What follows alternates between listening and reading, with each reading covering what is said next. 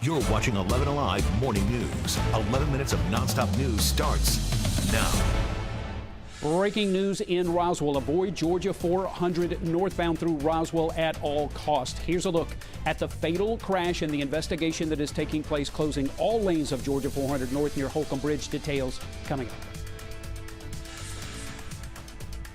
We are looking at some of the warmest temperatures of the year so far. We're in the 90s today, folks, and it will stay that way for much of the week. Details coming up.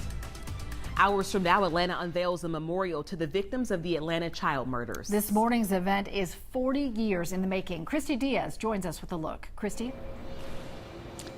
This has been under construction for about a year and a half. Look at these names: Curtis Walker, Larry Rogers, Terry Pugh, each name a victim of the Atlanta child murders, and each name has its space here on this wall with a shelf where people can come and bring mementos as they remember. There's also a bench right across from it to sit and reflect, and at the very end there will be an eternal flame. Now, this marks a dark history of Atlanta's past.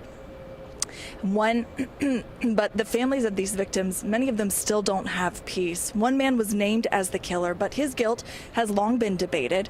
Wayne Williams has maintained his innocence in these children's deaths, but former Mayor Keisha Lance Bottoms started this project, pushed for this memorial, and she also reopened the case back in 2019. She sent DNA evidence to be re-examined, and we have been waiting on those results ever since. Now, as this memorial will be officially unveiled today, the former mayor hopes that this is a place where people can come and reflect and remember, so these children's lives will never be forgotten. That memorial and unveiling for this wall starts this morning at 10:30 right here outside of Atlanta City Hall. Guys, back to you. Chrissy, thank you. We are staying on top of a developing story out of DeKalb County. Police are investigating a shooting at the close to the Krispy Kreme right there on Wesley Chapel Road. So we have reached out to police to get more details on what happened out here. We're still waiting to get an update on that. But from the videos, we were able to see that a car had crashed with the murder bus. We are still working to learn more about possible victims and if there are any suspects. Norcross police are asking for help identifying this boy who was hit and killed around 2 a.m. Sunday along Beaver Ruin Road near Indian Trail Road. Police just releasing the sketch of the victim, believed to be Hispanic child between 13 and 16 years old.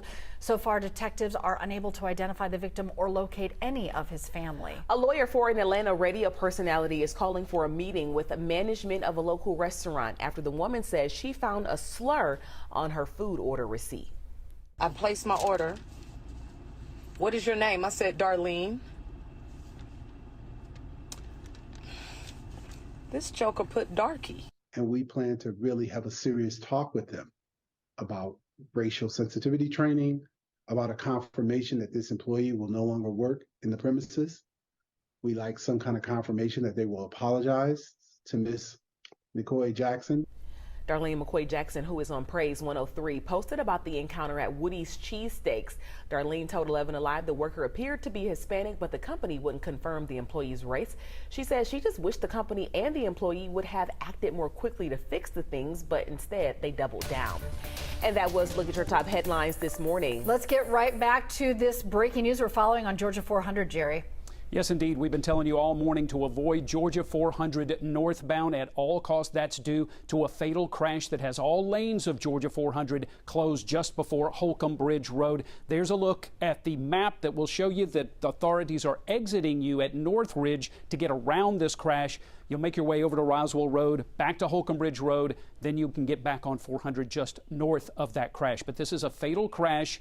We can take a look at chopper video now, and you can see just how violent this crash was. We understand that 2 people died in this crash that authorities in Roswell are investigating right now. They're trying to reconstruct it. They're using drones to do that. And in fact, Roswell Fire just tweeted out a moment ago that all lanes of Georgia 400 northbound will remain closed for the next several hours. So make alternate plans or just be aware that you're going to be in a major backup on Georgia 400 northbound approaching Holcomb Bridge Road. Back to you guys.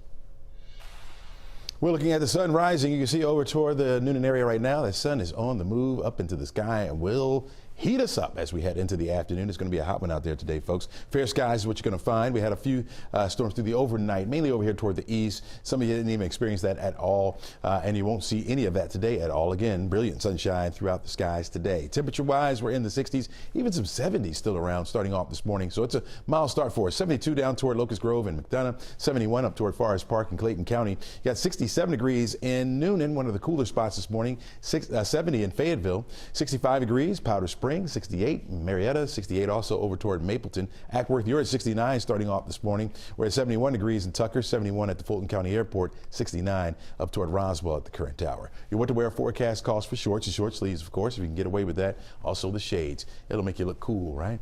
You're looking at a hot afternoon, 91 degrees. Your forecast high temperature for this afternoon with those winds out of the west up to about 15 miles per hour this afternoon. So it starts to pick up a little bit. Gusts could be a little bit higher than that. I don't know if it's going to help us though.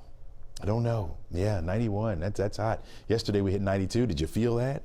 You'll feel it again today, although it will be dry air over us and not the humid air, which would make it feel hotter. You got this front that's making its way further down to the south. You can see those westerly winds coming in.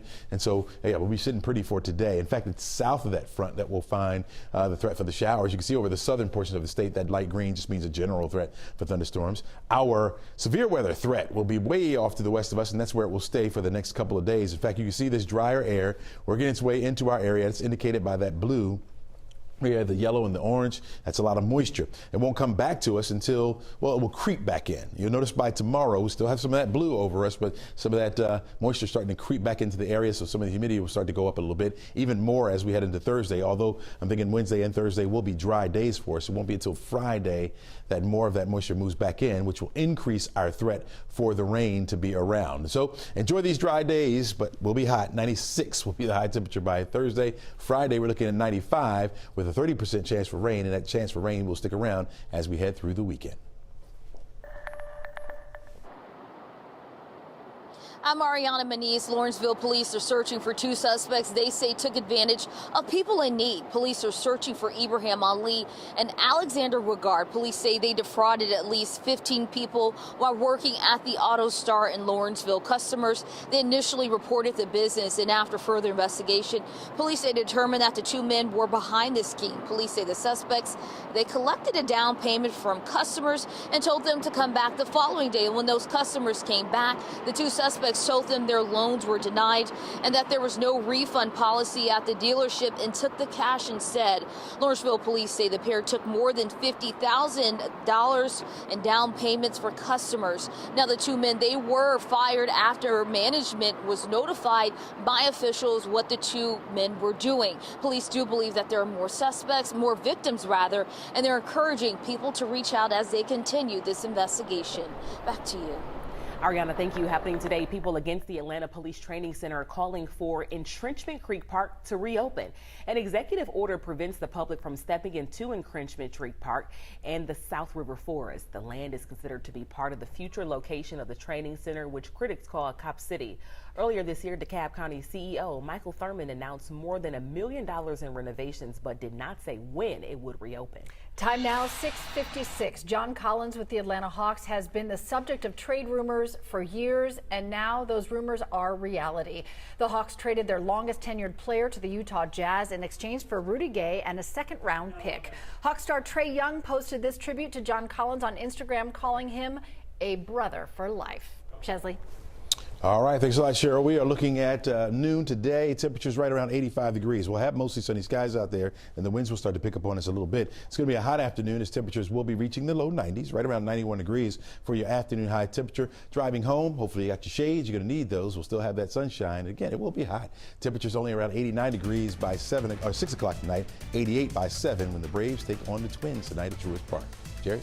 We are still dealing with our major traffic red alert in Roswell. All lanes of Georgia 400 northbound are closed near Holcomb Bridge Road. You're taking a live look at the investigation into this fatal crash, a very violent crash that killed 2 people. So police are on the scene now investigating and attempting to recreate it. And just a moment ago, Roswell Fire tweeted out that the highway will be closed for several more hours. This has been going on all morning long. Just stay away from Georgia 400.